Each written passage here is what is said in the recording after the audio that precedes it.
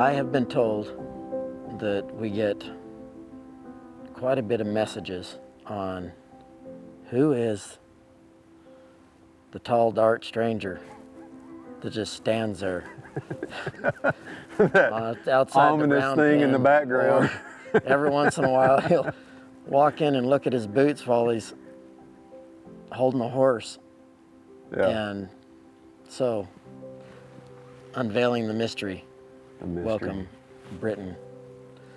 And I remember after we did a presentation, you and I were walking up to get a bite to eat, and we just got to chatting. And I'm like, this ain't no normal dude. Like, he's not just a man in a hat. And I didn't know anything about your horsemanship side of things really at that point, other than I knew that you knew what you're talking about, and that you were super in tune with things that I didn't even have language for at the time, because, well, I just didn't have the language. And so that was a pretty, like, abrupt way to meet a man. Right.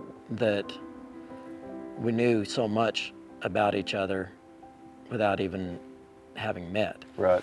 And the way this relationship's developed, and watching your evolution, like just the wisdom and the sensitivity and the knowledge, and then hearing all of your background in the horse industry and your expertise, and all of that, being willing to just show up at these events with me and stand in the shadows. It's really, really rare, Britton.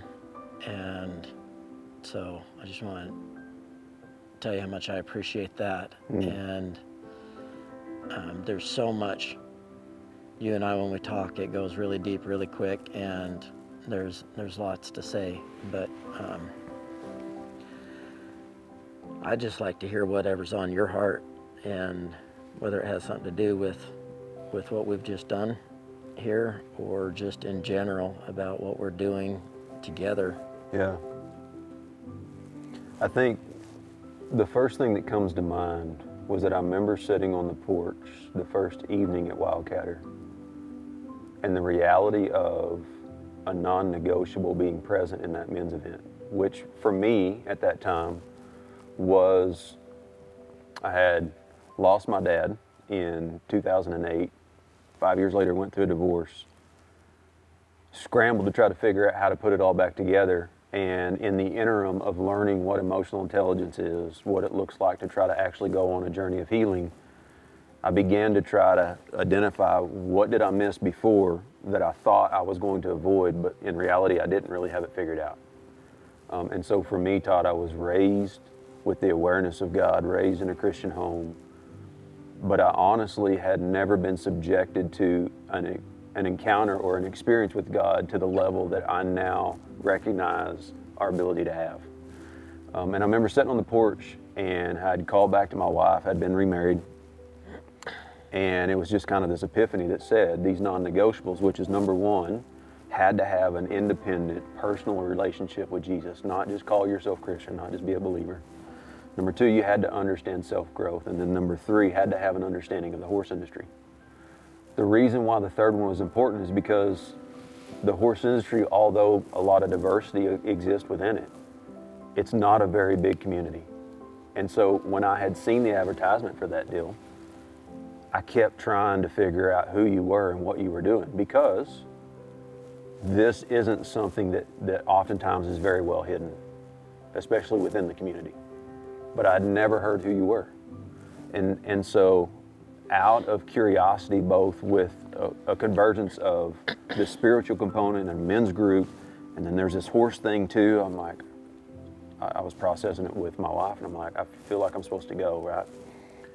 And I'll never forget it. You know, it was Thursday night, you were down there, you started that whole process, and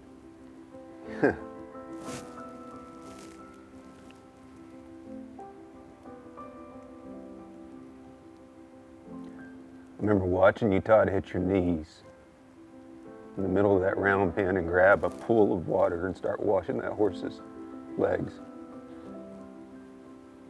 I don't remember that. I had no knowledge that somebody could have that much compassion, that they would take everything that we preach, everything that we teach, everything that we're shown, and somehow bring it over here and apply it to his creation that we oftentimes dismiss. And that's what you actually were referencing when you said that you saw me, and like I was just undone. Like, who the hell is this dude? Because he just did something that I don't even see people do for others. Like even fellow humans, I don't see people do that. We don't oftentimes see people take a pause and say, let me just wash your feet. And you were doing it with a horse, and it jacked me up. And so that was the beginning of really challenging even my belief system around horsemanship, around what is the role of humanity to creation, and unpacking more of what God invited Adam into that we have no idea how long it went. Like we have no evidence of how long did he commune in the garden. And we read it as if it's just the next day he named all of creation, and then all of a sudden he's like, oh, it's not good for you to be by yourself. Like, what if millenniums that Adam was just running around the garden? I don't know, but like, what did it look like for him to probably stop? Jeez.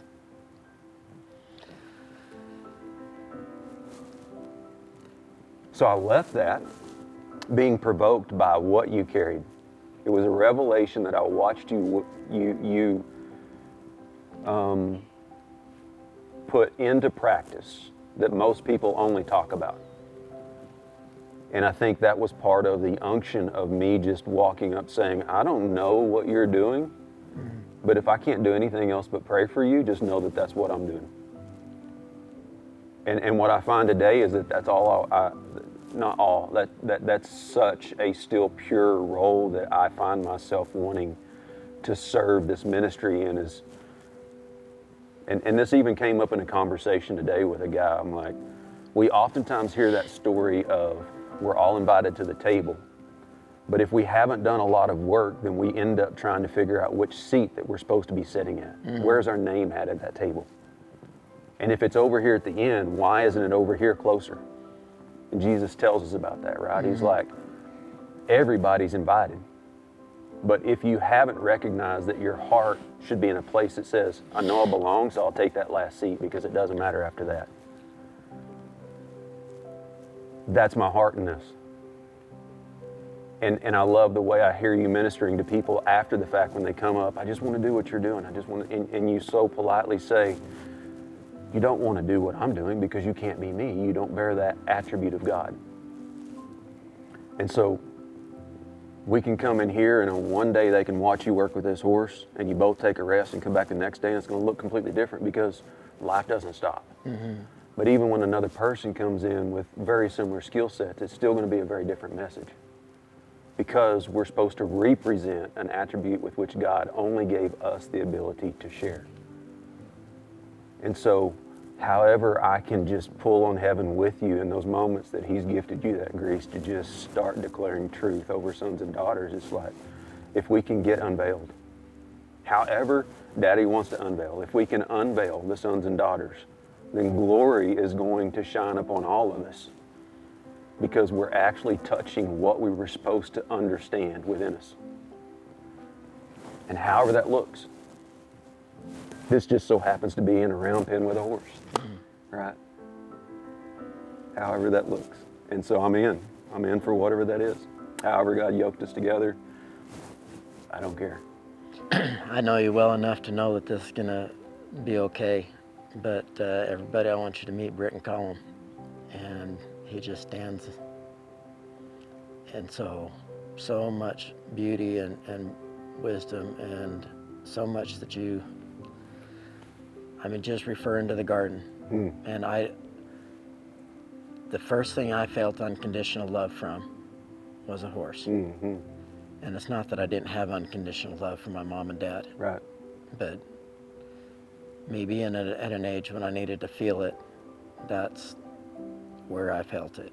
And so, to me, read the story of the garden isn't just a story that I you tell it story time, it opens up a whole world of what was it like for man to be able to commune with animals, and for creation to celebrate that man's on it. And the scripture that you referred to real quickly there was that all of creation is longing for the sons and daughters of God to be revealed. Yeah, And Romans 8. so we're not just making this stuff up. Right. Like this is God's heart, and so the fact that we get to do this together, yeah, it is just a really rare honor.